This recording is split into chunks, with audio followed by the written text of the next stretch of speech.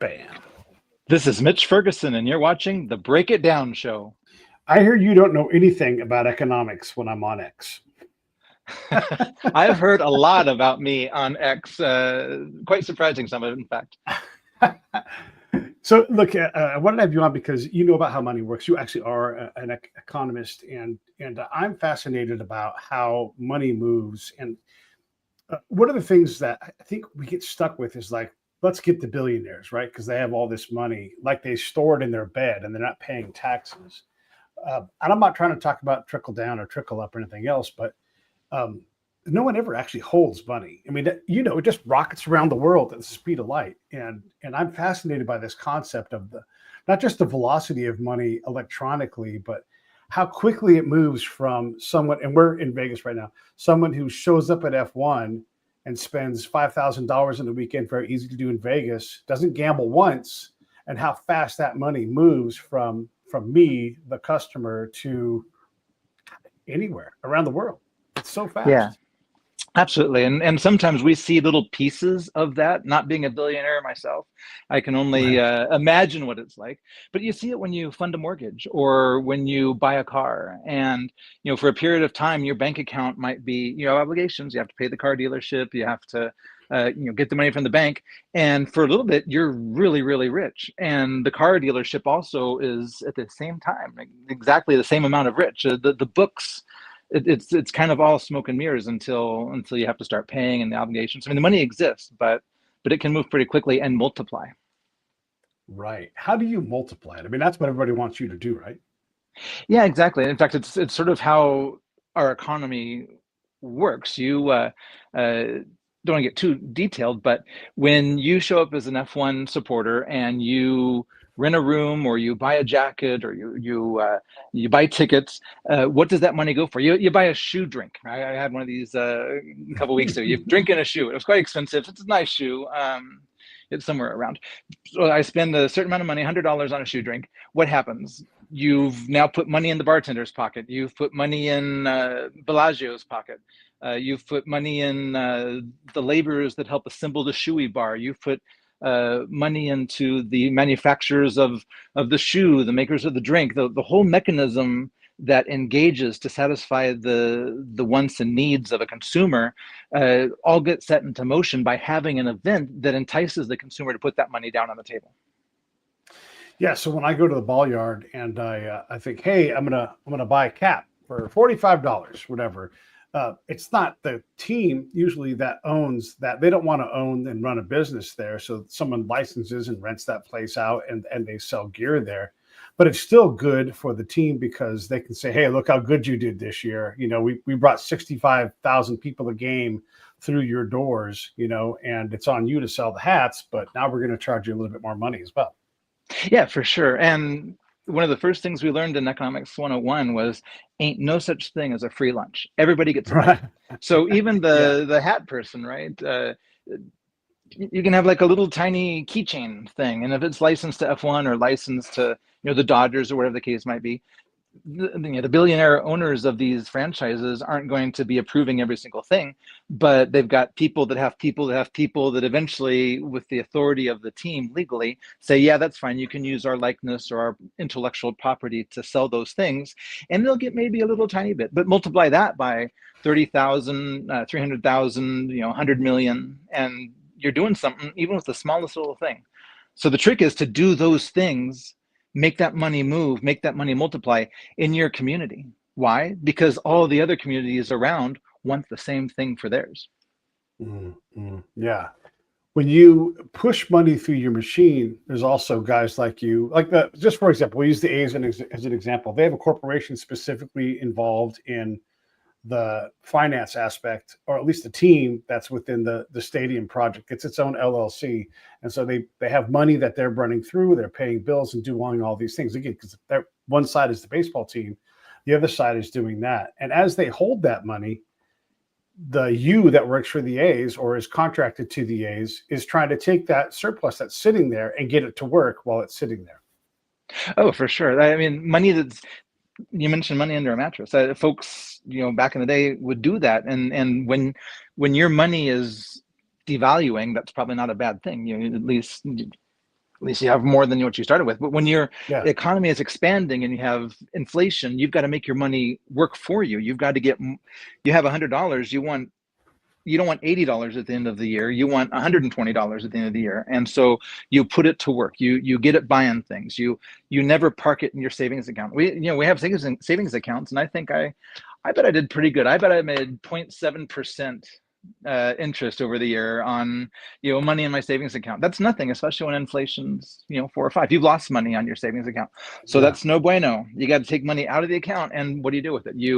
You buy real estate, or you buy a car and make it an Uber. You get out there doing stuff, and the measure of successful people, the people that drive all the Range Rovers around, or the people that rent all these fancy things in Vegas and have great parties, they might be better at occupying their money in more productive means.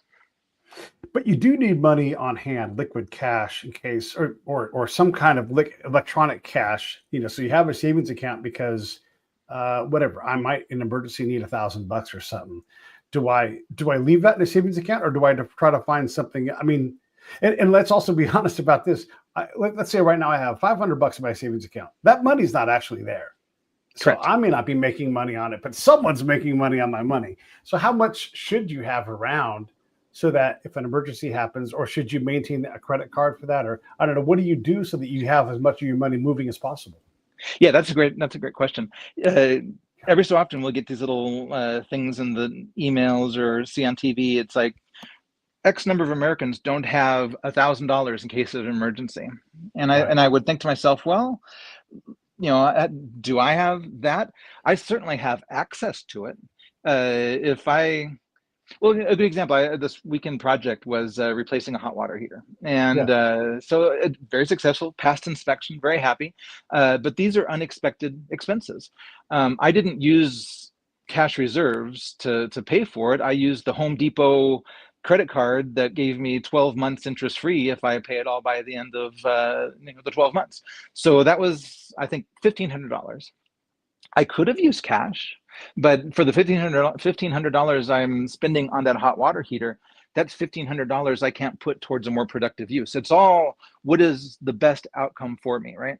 So I could either I could get the free interest, someone else's money buying my hot water machine, and I'll just keep paying it off, or I could use money that I was going to put towards other credit card payments. If I'm paying 15% there, what's the better outcome, right? Should I use that $1,500 to pay down to zero a credit card that's generating 15% interest per year, or should I use the 0% that Home Depot gives me? It's obvious. I should take the Home Depot free money and I should pay off the credit card.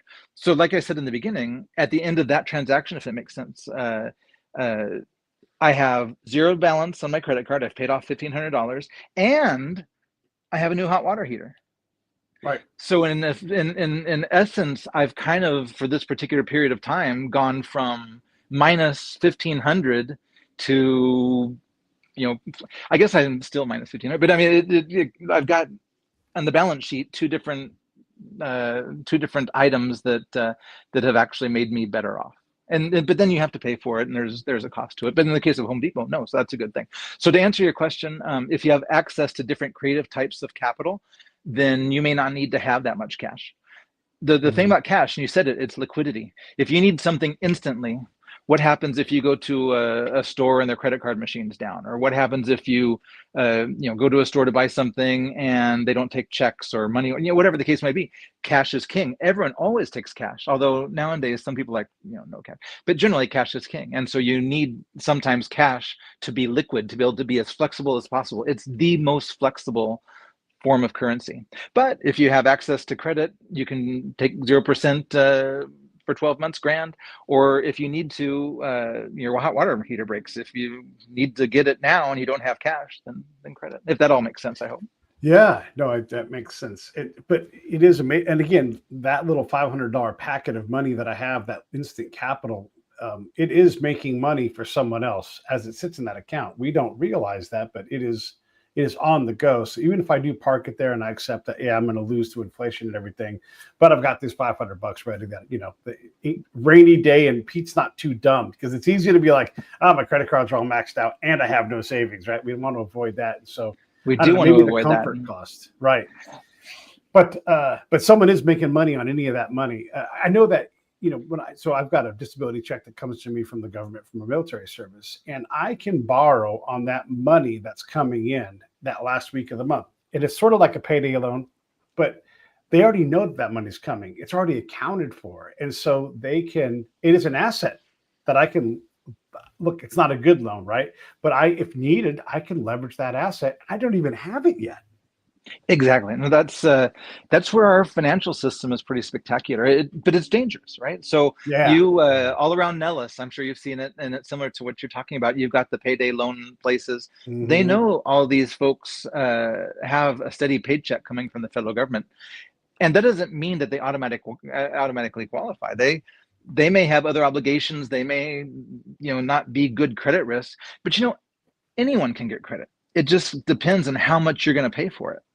Right? That happens all the time. You can folks with poor credit can still get credit. In fact, you hope they get credit, even emerging from bankruptcy. You can't just be a cash person forever. And the banks understand this, and they're going to charge you for it to help you get back, hopefully in good graces. And so you pay higher interest, but you can get a loan. Okay, so what happens if you have a steady income from the federal government for a particular period of time?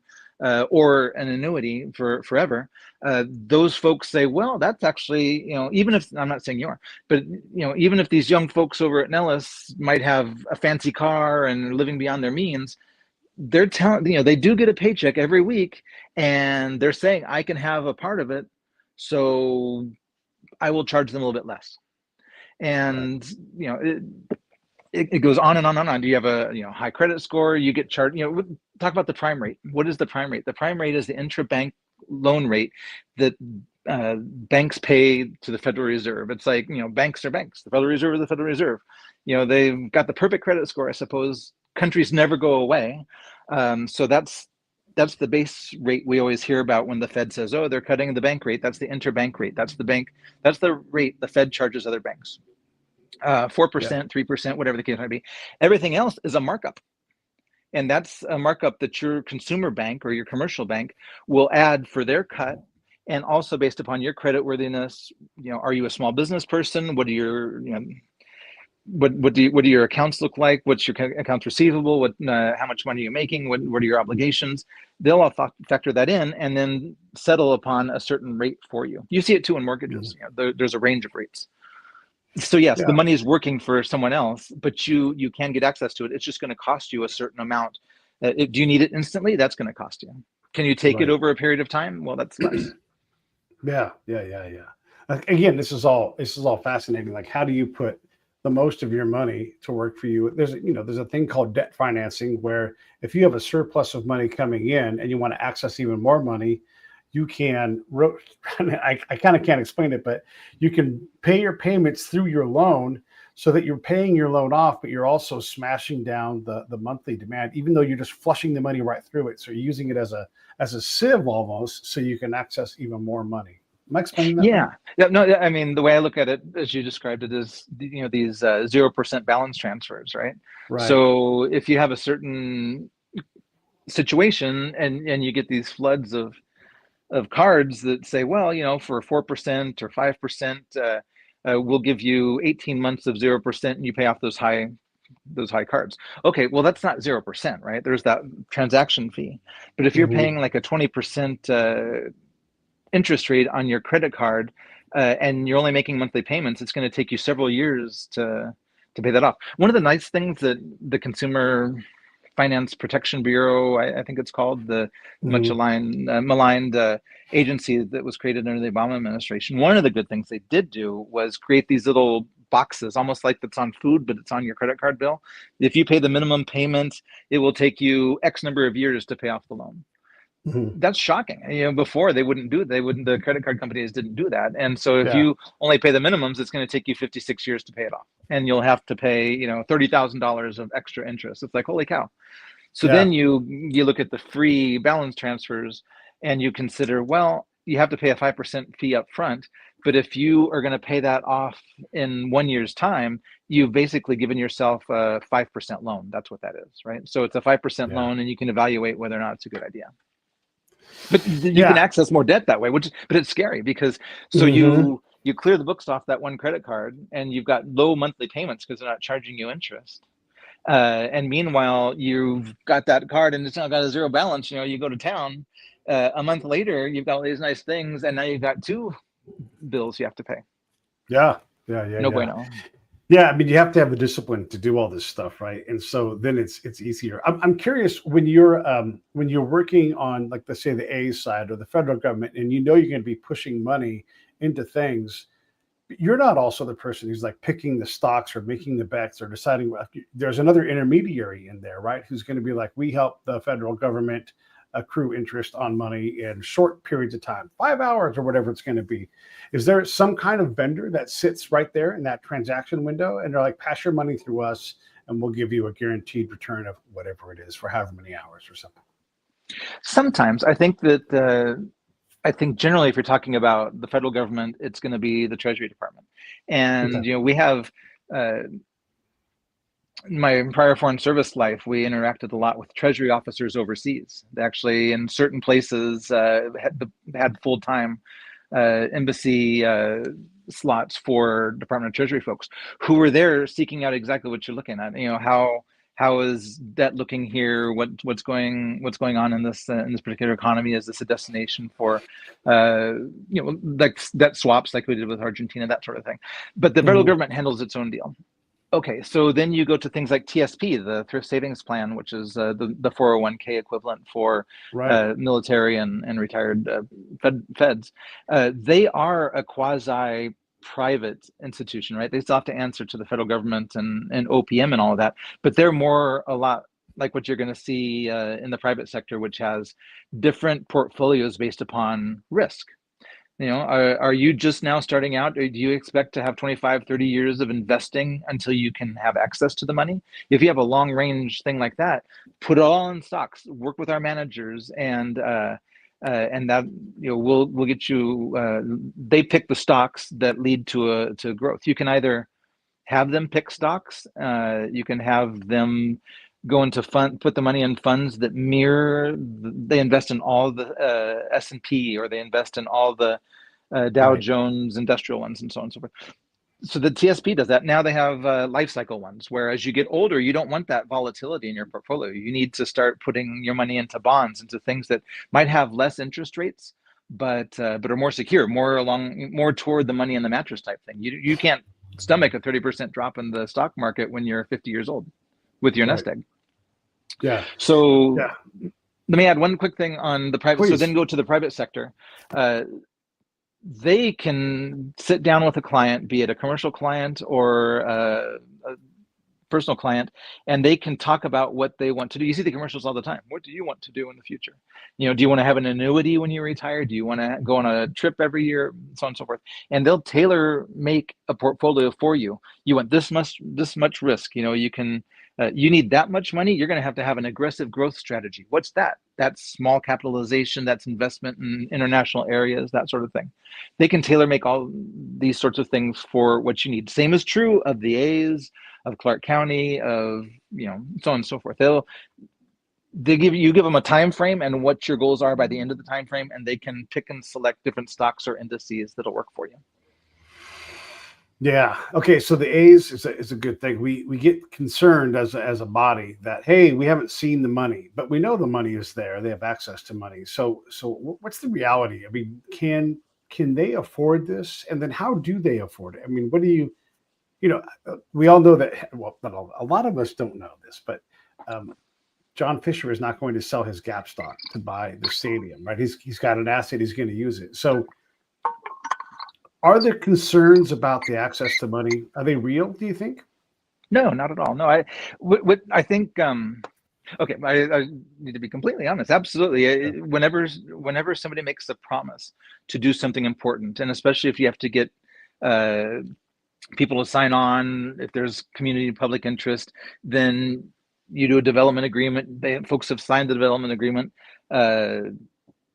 You are now expecting a certain performance, right? And that performance is building a stadium, as you said, to the specifications that you described and agreed to, and so forth. So yeah, we hope that it's all there. It most likely is. I can't Right. say, oh yeah, I know exactly where it all is, but I'll tell you Sure. what happens. They have control of an asset. They have, I think, 99 years minus whatever control Bally's has left of GLPI's use of that ground on Las Vegas Boulevard and Tropicana, which is one of the most valuable pieces of land in our country. Yeah. Right. Something's going to happen there, and it looks like everything's all lined up for it to be a baseball stadium. What we see, I think, on X and the tone of a lot of reporters that are still, I guess, harvesting clicks or eyeballs and stuff is there are a lot of people that just don't like what happened. They don't like that the A's are no longer in Oakland. And when you don't like something, if you hate something that occurred so much, you just, and I'm learning this about the digital age we live in now. It seems a lot different than when I was growing up. But these are folks who are aggrieved, very upset, and they're not really looking for that salve to make them feel better. They just want to salt the earth, poke holes in any argument about it, about anything that they hate or don't like. And it's something that I think in a prior show of yours that I was watching, one of your guests made the point that when you have, and this is meandering a little bit into the political, but we won't stay there very long. When you have a group of folks that so viscerally hates, say, an administration or a president, they're going to spend almost all their energy and time and money and resources just taking a stick and whacking that piñata until a piece of candy falls out. When in fact, that's probably not the best way to really positively advance an agenda. You look at Oakland, going back to the ballpark, people are still complaining, oh, Joe Lacob should buy, what did I read today? Should buy the Padres and move them to Oakland. Yeah. There should be an expansion team in Oakland. And I thought, okay, why not? However, has anybody on the Twitterverse, the Xverse, or wherever one might be, has anyone engaged vigorously with the government of the city of Oakland or County of Alameda to create conditions that would bring that investment, going back to your original question, bring that investment, bring that money, get the place moving so that it can be a destination for these things? No, because that's not what they're about. They're really about salting the earth and making sure that everybody else is just as miserable as they are, because then maybe the bad policy or the moving or the billionaires doing their thing, maybe that'll stop and we can all be happy. Yeah, well, we're never all happy. Well, yeah, what was it like that? I go back, if you go back before this internet stuff, and you can stop me if this gets to be too weird. No, go ahead. Go back to the Reagan administration, which is probably one of the last times I was barely remembering this stuff. I was probably I graduated from high school in '88, so I was just engaged politically and so forth. And I remember the people not liking what was going on, but big things were happening during the Reagan administration. I don't recall. I mean, I guess he had Iran-Contra, but I don't recall, maybe it's because there wasn't social media, that it was, every single day, the incessant, find that one thing that the administration did wrong and just pummel. It's okay to have investigations into whether or not taxpayer money went to go fund the Contras and eventually, Islamist terrorist groups. I get that. That's fine. Let's please investigate that more. But my goodness, there was a second shot taken at a narco boat. Someone's got to go. What? Someone's got to go. Someone's obviously, yeah, a whole lot of and this is another thing we see with this. And we just did a show about this. These military people, you don't get to be a SEAL and a 3-star commander by not outperforming your peers. Like, you have to be tippity top, and you have to develop leaders, and you have to accomplish missions. And so that person doesn't sit there with 30 years of career, 25 years of career, and be like, yeah, kill innocent people. That's not how they rise to the top. And to even start to presume that is the default, and we said in the show, and we're not going to get too far into this, but these guys aren't there to kill innocent people. It's very hard. So all he had, I used to be a spy. So all he had a targeting packet off to the boss, and he'll say good enough or not good enough. And if it's not good enough, he'll tell me what he wants to see before he makes that decision, because he is the one holding the bag, and intel can Yeah. be bad. And so I've got to try to figure out to get him what he needs. And so we have this belief that somehow John Fisher or Donald Trump is so stupid and so incompetent that everybody below him will be stupid and incompetent too. And that's just not reality. And so when we look at like McCarthy, who's building the stadium, these people know how to do their job. Vegas union workers are incredibly talented. They build the most amazing things all the time. And so if John Fisher's so stupid, now we have to have all these thousands of other people be incompetent and stupid. And that is not a good way to make money. I mean, again, we're not No, trying you to end up not making.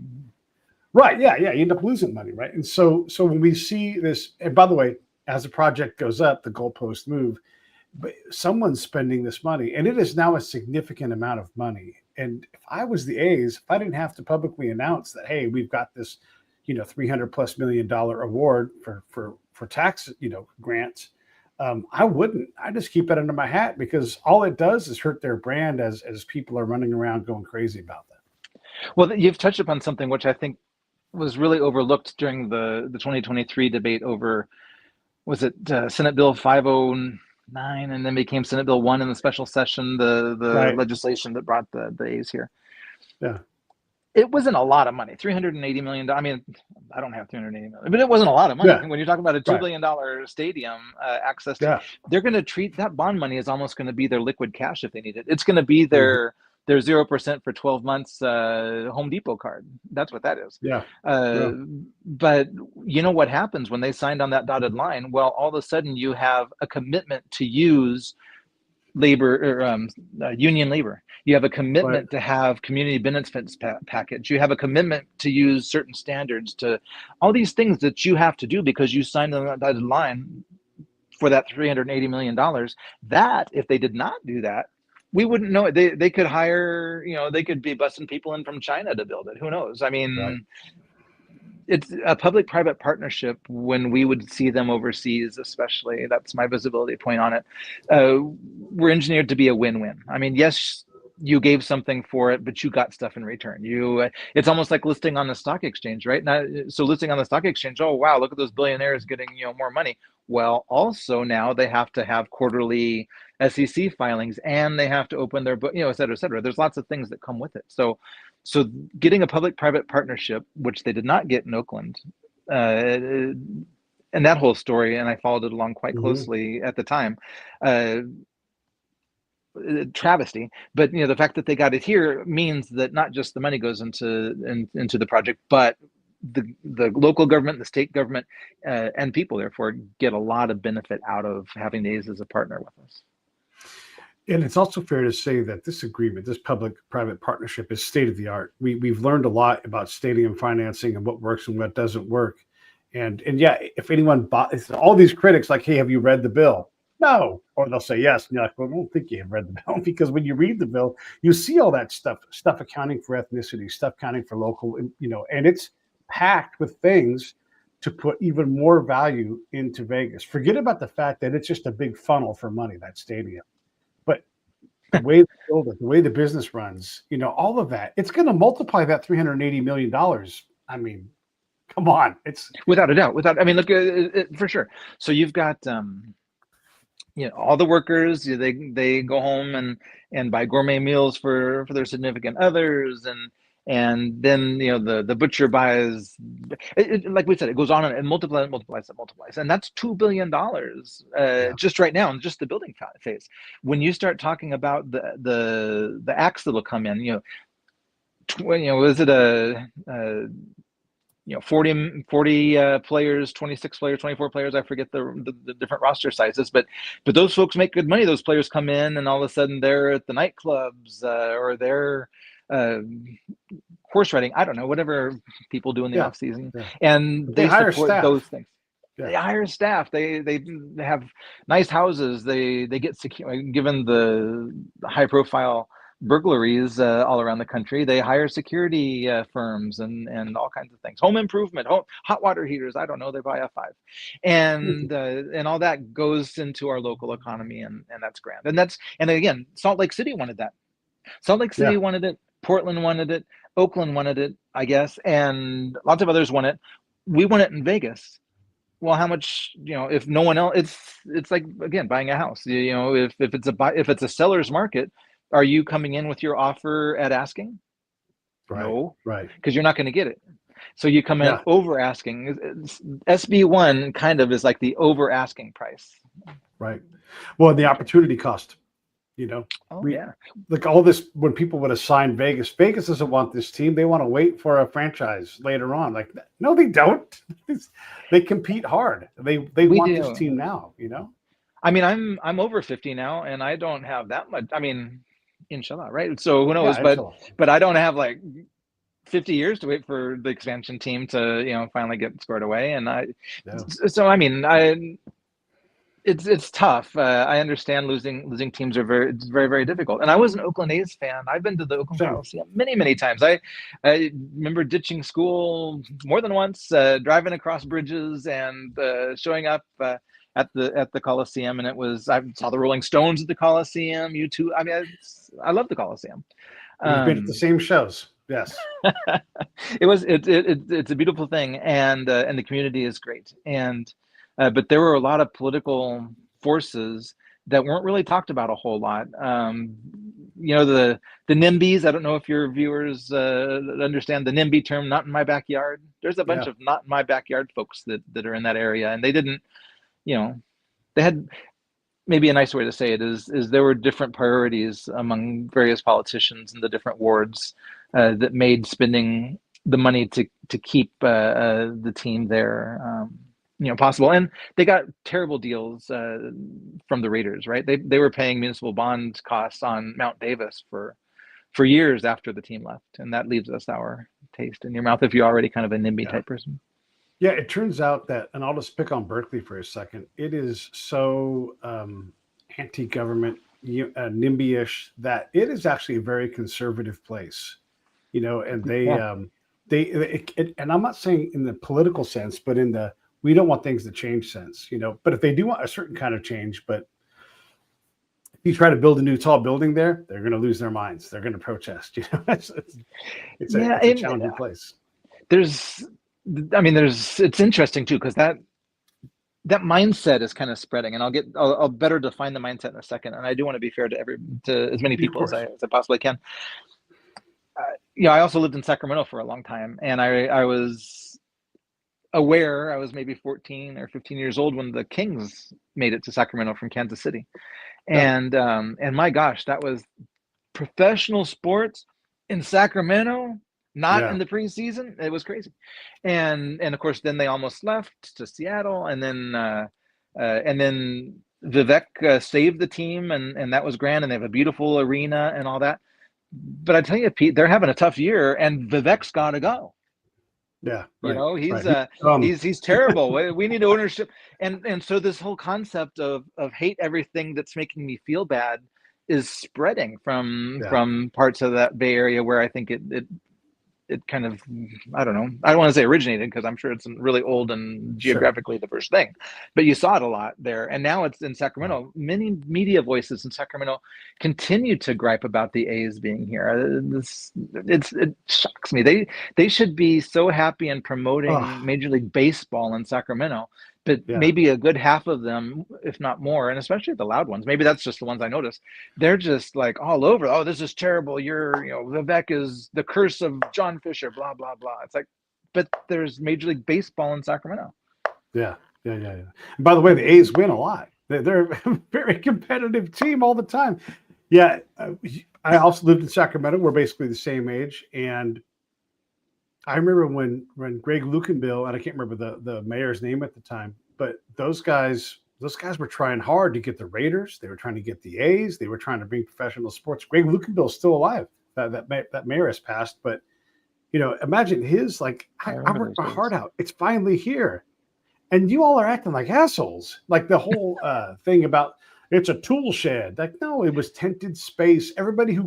anybody who works in sports media has stood in tented space at 100 events, and they don't ever turn it into that. And that kind of BS. And now we're wandering off into this territory, but let's get back over to finance. But Sorry. That's the kind of stuff. Okay, so that's the kind of stuff that Mitch, working for the A's, trying to manage money.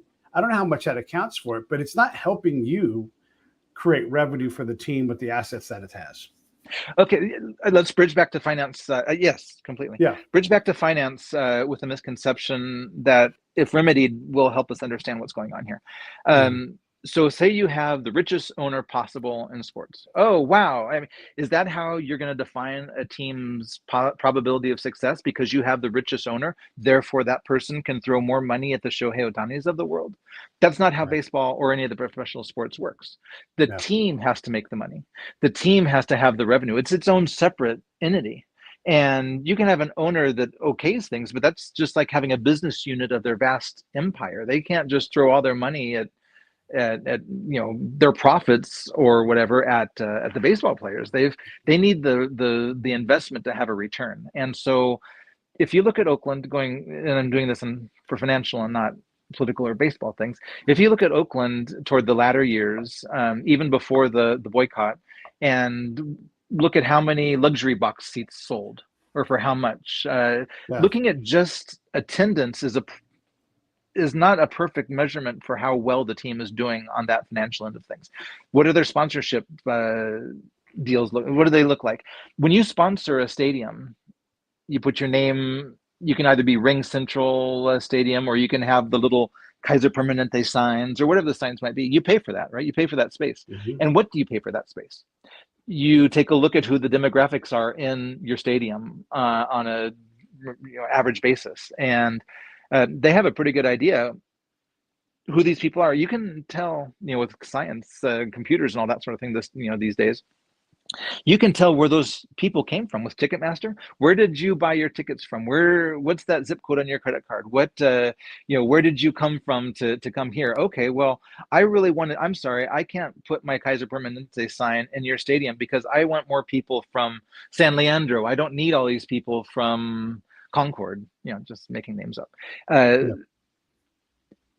So that affects the price that you can charge for the companies to put their advertising on there. They want to see how many eyeballs are attracted to it and eventually buy things because of it.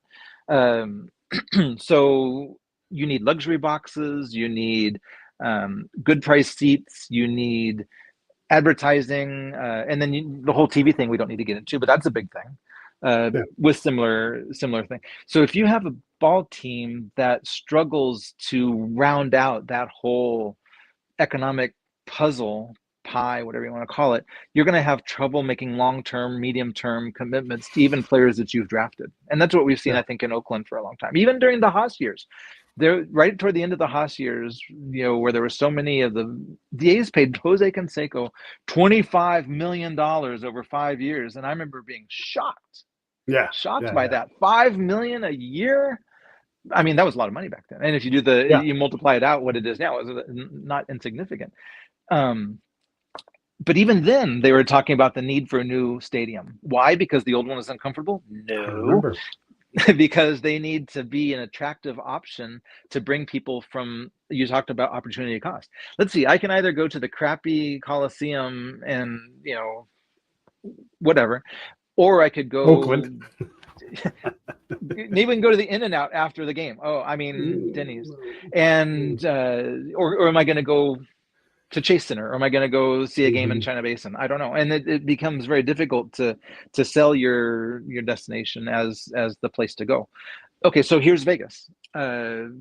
And there's going to be a honeymoon phase. You want to try and keep that going as long as possible, but you're going to generate interest, and they're doing it in all the right ways. This ballpark experience that opened yesterday and is going to be calling with appointment times and so forth to come and see it and look at season tickets and all this sort of stuff. That's the right way to try and do this. And they're reaching out to sponsors. People talk on X about, well, where are the investors? He has no investors. Oh, Aramark, that's a joke. Yeah. Who knows? I'm not in any of these conversations. There may be investors. There may not be investors. It's certainly part of the puzzle.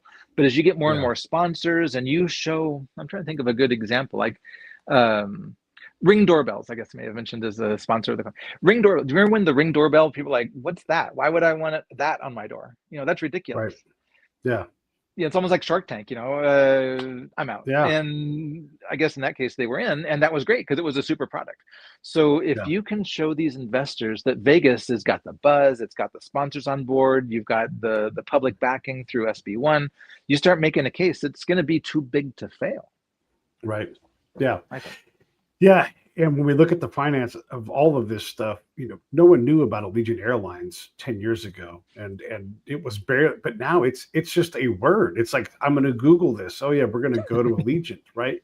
And so it's Vegas. And so there's all kinds of, when is Beyonce playing at Allegiant? All these, when is WWE coming to Allegiant? Over and over and over again. It totally normalizes this word. We've not even seen what the deal is going to be, but like you said, it's one of the most valuable pieces of land in the nation, and someone's business name is going to be on there, right? And so, yeah, if you've got a venture capitalist and like, we're going to buy into the A's stadium and it's going to be fill-in-the-blank.com place, the Staples Arena is now called the Crypto Arena or crypto.com. Obviously, there's some value in that. And so that's at least $350 million, if not 500. Maybe it's structured out over time. Maybe there's some, deal making within the deal, but that's over 10% of the cost of the building. And now you invest that money and just say that's just going to pay for 15% of the stadium by itself. Well, that's a significant chunk of change now, and that's just for naming rights. Yeah, but go back to what one of your original points this morning. That's not just money that goes in the bank account. That's 350 million, and however it flows, whatever the case might be, it's going into, billionaires have lots of things they can do with that money. It's another beauty of our system is just the variety, the smorgasbord of different investments, and I don't need this money for 32 days. Oh, okay, great. Then I can get you this interest rate. Or there's so many things you can do with it. So they're going to make money on top of money, and they may never see an actual physical bill on any of this stuff. It's all going to go through the numbers, and people will take little bites here and there, and it's how the system works.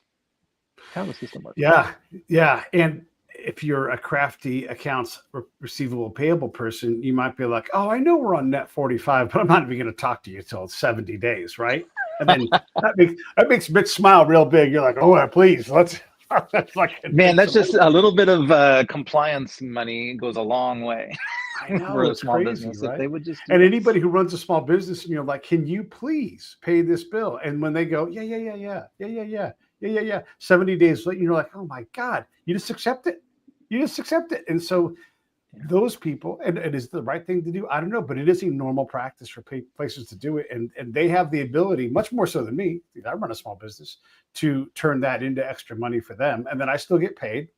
And then I'm not going to waste my time chasing them for I got penalty, like that. That's just free money. And there's a push and take, and it's a competition there. They're going to win it every time. I was trying to explain to my kids the other day this whole concept of, okay, I was a starving student and I had a checking account way back when I went to school in Chico State. And I remember counting how much money I had in the bank, and I wanted a pair of shoes. And it was Friday afternoon after 3:00, and I was going to get paid on Tuesday. And I remember thinking how long I could write a check today, and I don't have the money in my account, but I will on Tuesday, and the check won't clear until Wednesday probably, right? And I was probably right about 80% of the time. So I did have to pay some non-sufficient funds a couple times because the float went quick. And my kids were like baffled. They're like, what? I'm like, yeah, I don't know, but I forgot that accounts receivable and net 45s and all that sort of thing happen, and of course you've got sharks that know that they can. I'm probably getting smart business folks who aren't good business folks can probably detect, like a shark would blood in the water, people that are squishy on their compliance for accounts payable and receivable, or accounts receivable, I should say. And yeah, I'm sorry, we'll talk to you on my phone, and they know they're not going to get. They're not going to get penalized or terminated, right? That's the real trick. I mean, you have to, as this, not probably a poor consultant, but you have to be able, as a small business person, when it's not working out for you, to end the relationship. And it may be hard, and it may require more work for you to go get but you can't let those leeches drain your system. That's how you start getting credit that you can't afford, and it's all those people's fault. You know what I mean? Yeah, and for sure. And so when I write a contract, and I'm no hashtag still not a lawyer, but I'll put a thing in there like, if you're late on your terms, it's just an automatic $250, or whatever the appropriate fee is. And then they never have a problem with it on the front end. They're like, yeah, of course, right? And so when they don't pay, I'm like, oh, here's the invoice, bam, that's the fine, And look, I don't need that money back. I just want them to pay on time. And then so they usually do. And I'll even remind them, hey, don't forget, you guys are coming up on the window here. I'll give you 5 days of grace, but if you don't pay me, then I got to hit you for that. And then they don't want to get hit for that. I'm like, it's in the contract. I'll send it to you. And so that reliably protects me. But even then, if they wanted to fight me and say, nah, no thanks, you can take us to court, and then I've lost right there. And so you can't push it so hard that they just get bigger than you. And well, you take them to court. Yeah. I mean, that's there's I mean, it's rough. And it's the same if you have I don't, but if you had a block of apartments and you were the landlord and people were late on rent, what do you do about that? There should be classes, I guess, about what they have fees and all that stuff, right? Yeah. So when we look at doing these public-private finance deals, state of the art right now is what the A's are doing with Vegas. It seems that if we use the Raiders as an example, that these things will pay for themselves rather quickly. And when that surplus money starts to come in, what does the economist do with that? When that $380 million is covered and everything else now starts being gravy for however long that term lasts, what are you doing with that money so that it's even worth even more day to day, year to year? Yeah, there's a competition for that money all over the world. Right. And so, if I put more money in my baseball team, you have this thing called diminishing marginal returns. I'm not saying this relates to the baseball team, but let's say you're building an apartment building, and it's not that expensive to add another floor. And when you get all this money from the first floor, you're like, well, I have a lot of money now. I'll build a second floor. Okay. And then you make the same amount. That's great. Now I can build a third floor. Eventually, people, you're going to make less and less and less. And it's like, wow, I need to stop investing here and like diversify, put it in something else. And there's always somebody knocking on the door saying, hey, you know what you should do with your money? You should buy a casino, John Fisher, with all that extra money. You should buy a horse farm. You should put a movie studio in over here. You should, do this or that. And that's just Vegas. Someone's going to be saying, oh, and it's not going to necessarily be John Fisher. I mean, if you're Las Vegas A's are making buckets of cash, that's going to go back to the investors. Right. That's a good part of that's going to be going to the investors, or it's going to be capital expenditures, or it's going to be expansion, like any other business.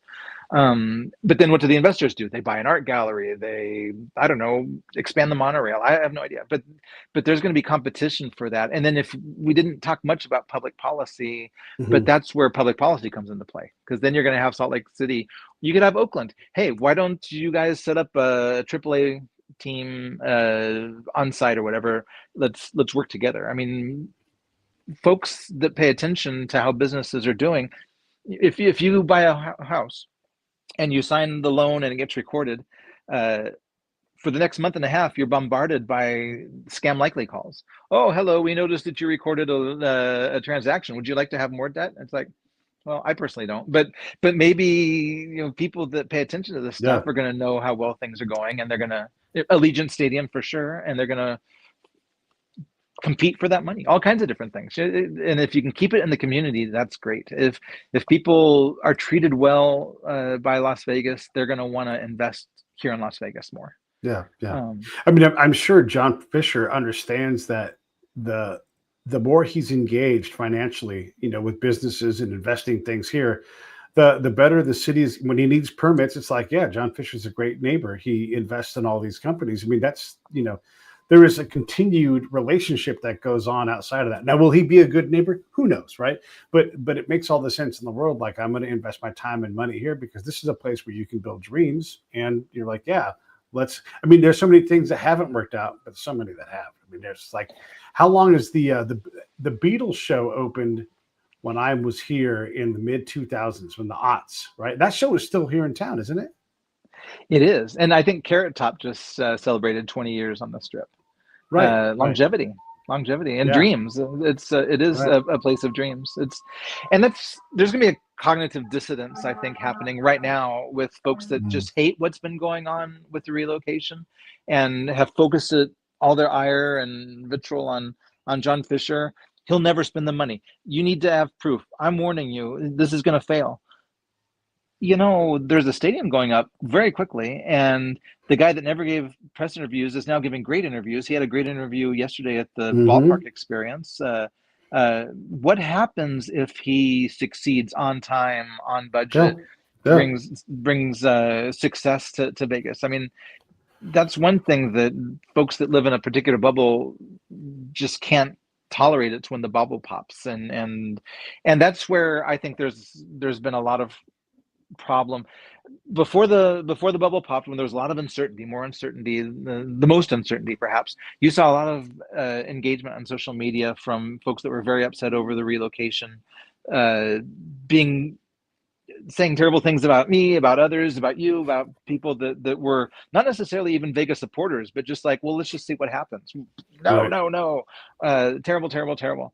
Um, right. I've been blocked by so many people that I used to interact with as an Oakland A's fan, just Yeah, because I'm willing to give Fisher the benefit of the doubt that this is going to work out, yeah, and that makes yeah. me really, really sad. But they can't stand it. It's really hard for them, and they lash out, and that's not very good. And then when these things happen, they make up alternative stories or poke holes in the tiniest little thing to try and get that pound of flesh that will prove their point. I don't know what happens to them eventually when baseball is actually played on in the stadium. What Hmm. happens then? Yeah, What if you spend a year or two just yeah, slinging poo at the zoo watchers? What happens yeah. when the ballpark happens? You go The do that again? cabals get more devious, and you start just getting crazier. Yeah, and it's funny, and again, like, who cares about all this stuff? But I've spent a good amount of time just talking to Las Vegans about this. Like, what do you think? The open question. What do you think about the baseball coming here? And either who cares, about baseball at all, and that's fine, or I love it, or Vegas is going to be the sports capital of the world. That appears to be true. And so all these things that were positive, positive, positive. Hey, yeah, that's great. More people, more money. We do better as a town. We always need more, right? Because it's hard for Vegas to grow as fast as it does. It has growing pains all the time. And so, over the years, it does this because it is hard to get enough schools. And oh my gosh. So there's a lot of challenges. Those challenges are expensive. Well, more people on the Strip solves all those problems. But those create new problems too. Like, one of the things I know about Vegas is its ability to process wastewater is challenging, because there's so many people, so much restauranting, so much showering, that water has to go somewhere, and it's very hard to continue to add 5,000 rooms to a system that was definitely never designed for that. And these aren't systems that are easy to just, well, let's go burrow a new hole like this. These are big problems. They cost a lot of money. Yeah, for sure. And I think it's interesting to consider opportunity cost, and something you mentioned before. If the A's stadium were not being built on Tropicana and Las Vegas Boulevard, something else would most certainly be built. Another casino, probably. And I don't know. You probably remember going to Reno and Lake Tahoe before Indian Mm-hmm. casinos? Before Sure. Indian casinos, Reno and Tahoe were those places closest to San Francisco for gamblers. Yeah. And you'd see the Asian bus tours that would all go up there, and all the different party buses would go up there. Well, then come online the Indian casinos in California, and Reno dried up, and it's beautiful, and there's charm and stuff, but it's not what it used to be. Yeah. And Yeah. then Las Vegas, or I'm sorry, Lake Tahoe had its a similar thing, but it had a NIMBY issue and the conservationist and the natural stuff. So they just didn't want South Shore to gobble up the whole thing and become Las Vegas. But you saw those communities become different when gambling wasn't the engine that it used to be. And that fear, I think, drives a lot of policymaking here in Las Vegas. We're looking at movie studios, which failed lately, looking at bringing the sports teams, the Formula One, making, Las Vegas in the 90s, you had Bellagio, Excalibur, the theme places all come online, Treasure Island, that sort of stuff a bit before, to try and draw people away from Indian casinos or Reno Lake Tahoe. Then you had the sports books. That's under pressure by the online betting, and so Vegas has got to change, man. It's got to No, more things have no. to happen, and live sports might be the thing they're focused on now. One of the things, there's an account on X that we both interact with, and we were talking one day about how we counted up. There were 35,000 rooms within 1 mile of the stadium, and then the negative Oakland people like are mocking this. I'm like, you don't understand the business case here. You don't understand what that means.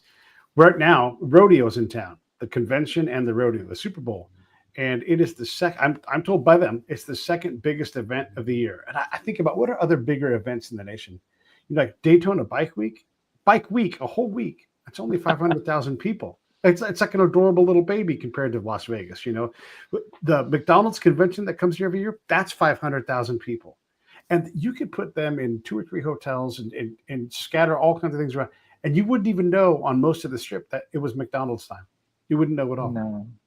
But there's such, you mentioned the sewer issues and so forth, and that's a big problem. But the service, the hospitality draw on these sorts of events or need is requirement is huge. Living in Las Vegas, it spoils us, right? So you go to a different town to their best restaurant, and you're like, "Come on, where's the hostess? What's going on?" My fork's on the wrong side, whatever. And we do. Maybe that's a bad example, but yes. No, it's true. No, it is true because Circus has one of the best steaks in town, legitimately. That's not true of the 15th or 17th or 75th best property in a place. And it's amazing. But that takes time. And UNLV has a college of hospitality, which is spectacular. You look at Guy Fieri as a wonderful ambassador for that. He does some shows out of that kitchen. And the more we develop that, I mean, it's really a great draw. And we haven't even mentioned the Las Vegas Visitors and Convention Authority, right? Those guys, everyone should have one of those if they're really serious about economic development, because they're competing. Those people are working for us, competing against everybody else in the world to bring conventions, Formula One, whatever else, and they do it.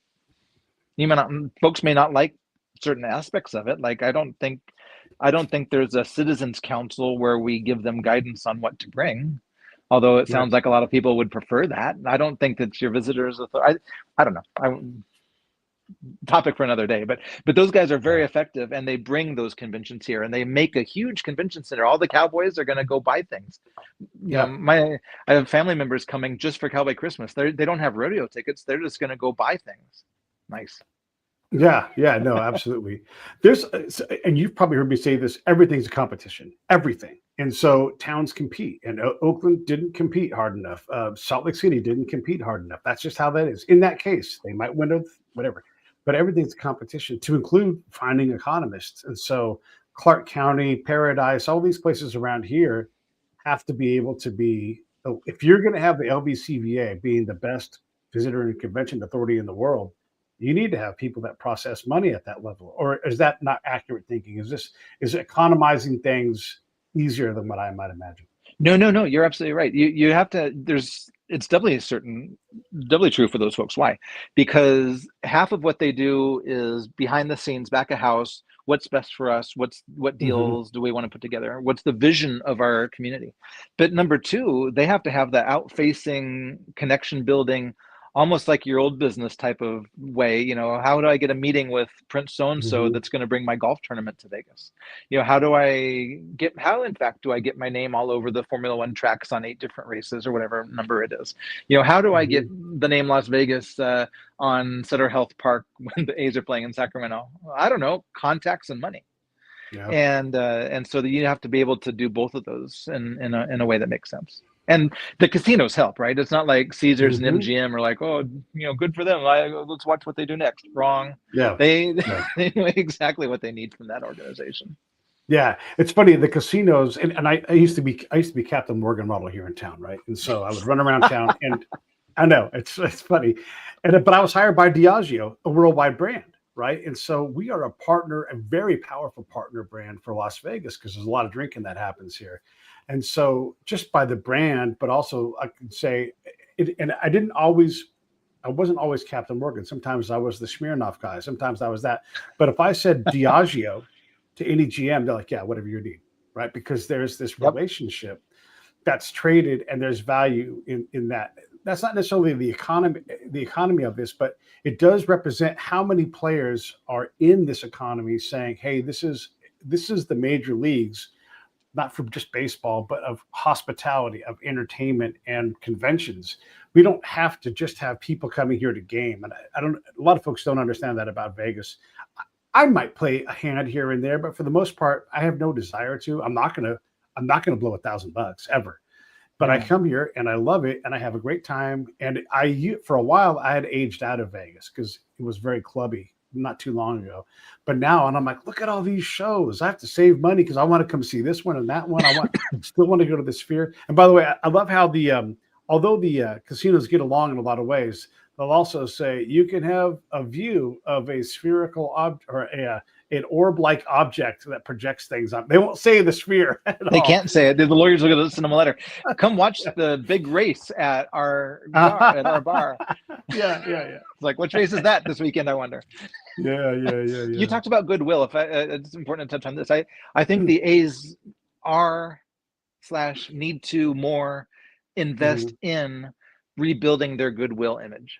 Just because the relocation process of 20 some years or however long you want to say it took was ugly and nasty and sad, and it drags the business's name through the mud, justifiably or not justifiably, so it doesn't matter. Right. And if you need to improve your goodwill, you need to make investments, and so far I've seen them make that investment. They've been, I've gone to a few of the events here, and very professional, very nice. I go to a lot of the political sessions. Uh-oh, did we lose? We might have lost Mitch. He must have lost power. Hey, everybody, it's Pete from the Break It Down Show. Thanks for watching this show. I appreciate it. If you're watching on X, Instagram, YouTube, LinkedIn, gosh, where else are we? We put shorts up on TikTok. Thanks for watching. If you ever want to support the show, go to breakitdownshow.com. There's an Amazon link there. You push that button. Hey, you know what? Whatever you get that day, a little taste of that'll come to me. You can also subscribe. You go to PayPal and you got a little PayPal link. And you're like, hey, I want to throw Pete a couple bucks. One time, every month. Man, all that money is a big help. That puts me on the road. I come to places like Vegas. So if nothing else, thanks for watching. Thanks for subscribing. I guess Mitch probably lost power. Oh, there he is. He's back. Hey, best day ever.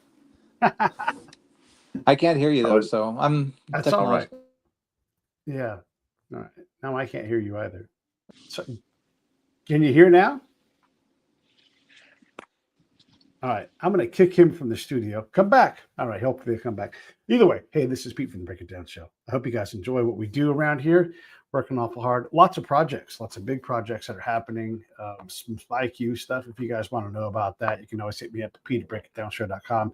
We're going to be teaching regular folks spy skills. And so that'll be coming down the pipe here in 2026. More of that. It appears, this will sound crazy, but it appears that I am starting a movie production studio in my hometown. Can you believe that? What a weird world this is. I cannot believe it. It's all because of this ridiculous show and all of you who support the show. So thank you all for your support. I'm going to call this thing and say thank you all very much for watching. I'll hit Mitch back on the other side. I hope you all enjoyed this show. Again, helps when you subscribe, helps when you kick a couple bucks in the pocket, or just enjoy yourself. That's all that matters. Thanks, everybody. Have a great rest of the year. Have a happy holidays. I'll see you probably tomorrow. Maybe not.